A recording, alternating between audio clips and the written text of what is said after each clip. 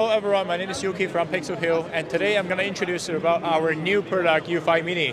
It just released today in the InfoComm, and yes, this is a really nice product. We totally got two versions. One is for the T-bar, and one is for the feeder there. And I'm going to introduce about the function here.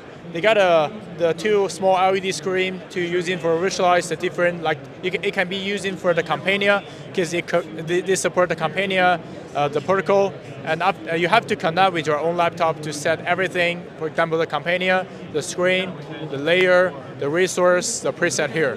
And also they got a design mode function buttons here, and all the other functions, fit to black, frozen, testing functions here. Yeah, and really convenient to put into our bag to pick it up to everywhere. And let's go back to the see the other versions here. Yeah, this is the feeder version. Yeah, so it's a little bit different when you using for to take and cut effect. Yeah, that's everything. And welcome to visit our website pixelhue.com.